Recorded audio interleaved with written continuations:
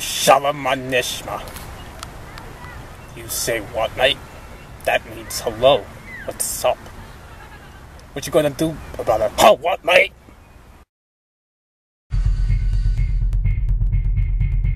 Hebrew is an ages-old Semitic language, once widely used.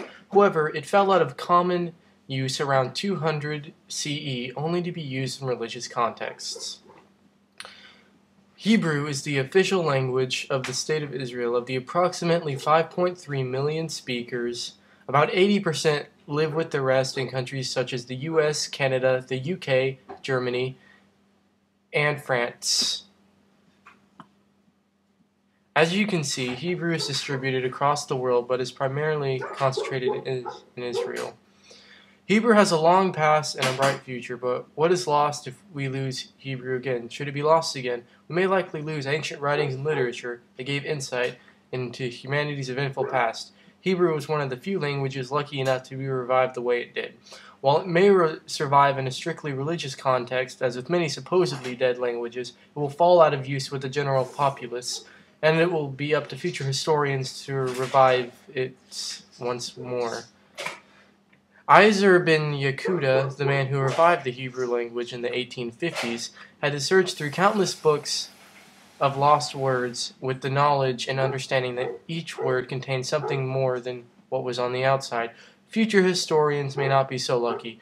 In the event one language, more than likely English or Mandarin, completely takes over the world as a true global language on a scale never seen before, Hebrew may die out for good. The speakers will drop dramatically, and eventually there will be nobody left to know or learn it. If that happens, the wealth of knowledge contained in Hebrew may disappear, as everyone with an understanding of it will have died with no religious sects to preserve it. Now, let's talk. Now, the folk cultures behind Hebrew. Before Hebrew's death and resurrection in biblical times, it was mainly spoken in the kingdom of Israel and the kingdom of Judah, in what is now the state of Israel. In fact, it wasn't spoken anywhere else, and was mainly restricted to this area, only being used elsewhere in Jewish worship. This can be seen as an example of folk culture. Some Jewish folk culture is well known, such as Hanukkah, and could be perhaps considered pop culture, and some Hebrew music exists. A lot of it existing, with much of it counting as folk culture. Now we also have some foods that may have been popular among Hebrew-speaking Jewish communities during the Middle Ages, such as borscht, which is a beet soup that was frequently mentioned in Yiddish literature during medieval times.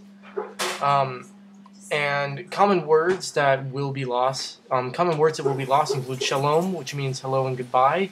The meaning of it usually depends on the context, such as hello being used at the beginning of this video.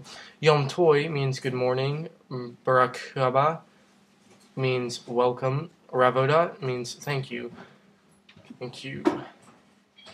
So this is shalom for